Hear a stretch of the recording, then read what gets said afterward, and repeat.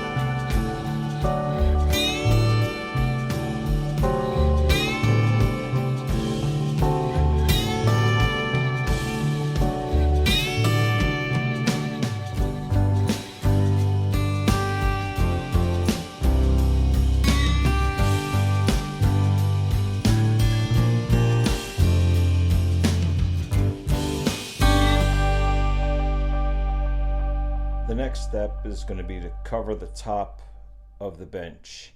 So I've got my piece of plywood temporarily screwed into place. I've marked my line at 7 3/4 inches, which is the width of my bench box.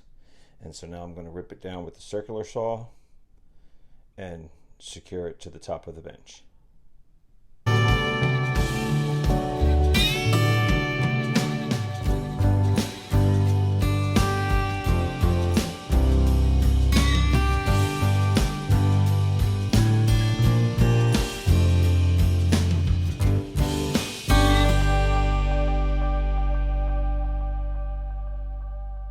And so now we've got our Bosch GLLL3 330 CG out, so we can go ahead and get a level line all the way around, so we can mark out, so we can put a niche on the left hand wall and the back window wall.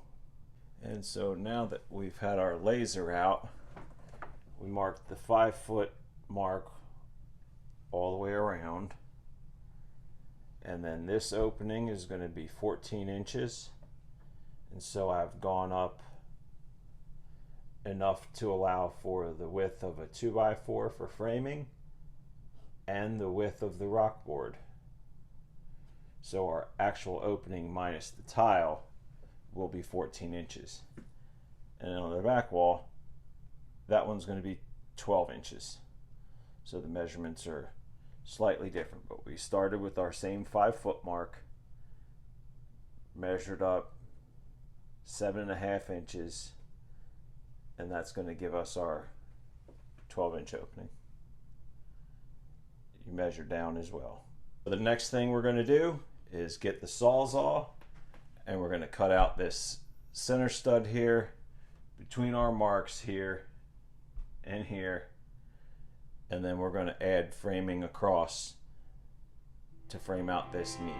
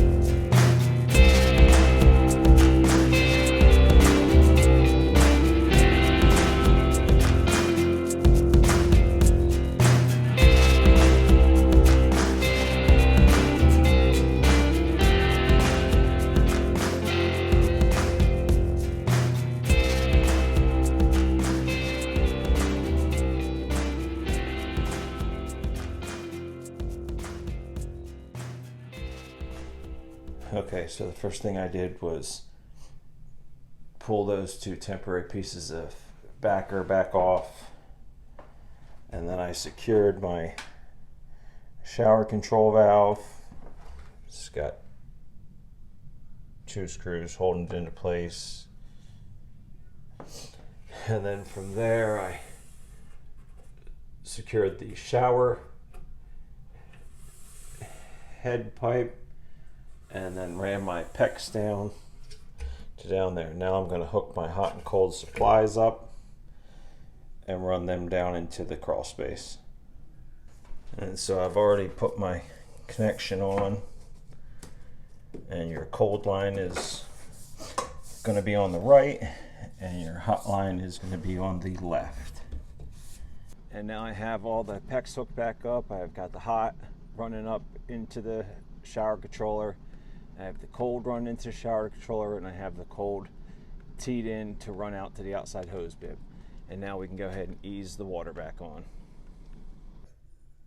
So I've spray foamed around the pipes, and I apologize for forgetting the camera.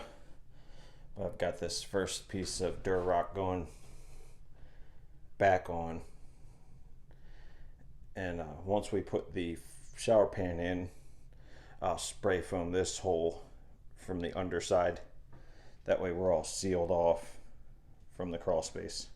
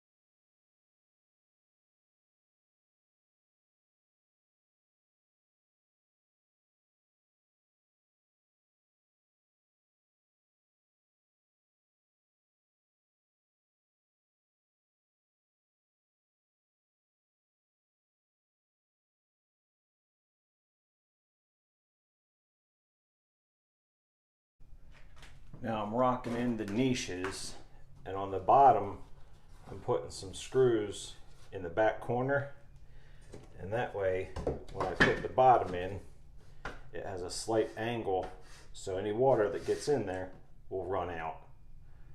And so you want to make sure you do that. Welcome back, guys. John with the ProCut, and I figured I would show you how to cut Durarock, since you might try one of these shower installs on yourself. So it's real simple. Because of the compounds that they use in there, you're really not supposed to use saws and mechanical tools like that, because you really don't want to be breathing in that dust. I know I do it from time to time, but you're not supposed to. So the right way to do it is to just use your razor knife. And once you mark your line, then just score the line with the razor.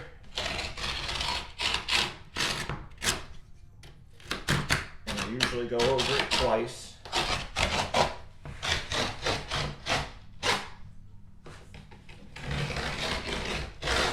And then once you have your line scored, it just snaps up, and then you can cut the other side. Really is a pretty simple process.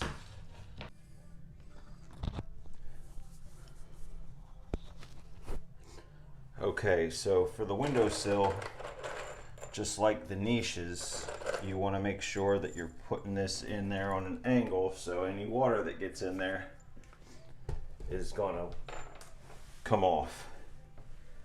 And so on this side, it's pitching down the wrong way. So we're just going to add some screws in here. to hold the back side up.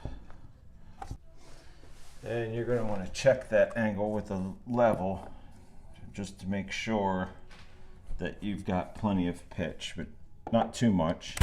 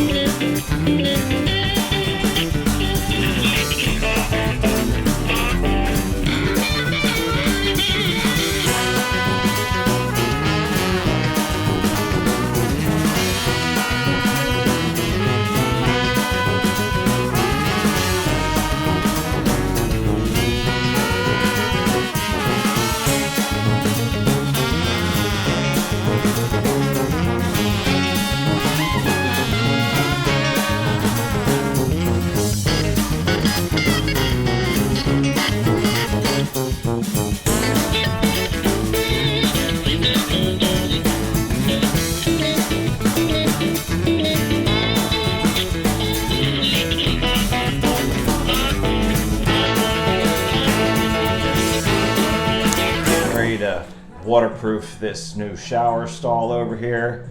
You can see a little bit of pink there. That's the red guard going on. Goes on pink, dries red. You'll need 2 to 3 coats to waterproof your entire shower stall prior to laying down the tile. So I'm going to switch you over to time lapse and we're going to get this thing done.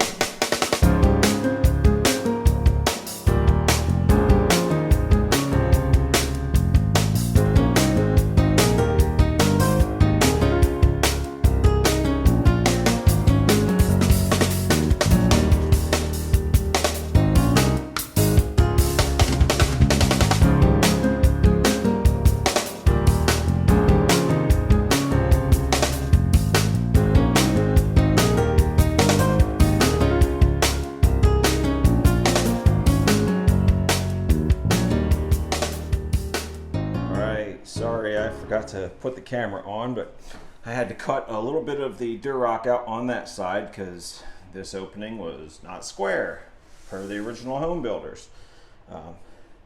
And so I put my drain in. There's silicone on this side. There's a rubber gasket on the back side, and that's tightened on good and tight. And then I put construction adhesive down on the subfloor and set the pan down into place, and now I can go ahead and waterproof around the edge of the pan and everything. And I'll show you what I'm using for that. Using some Schluter Curdy strip, and that'll run around the whole edge, because just like a roof, you want everything to be shingled so the water runs down. As it comes down from up here, it's going to run down and down the bench into the shower pan.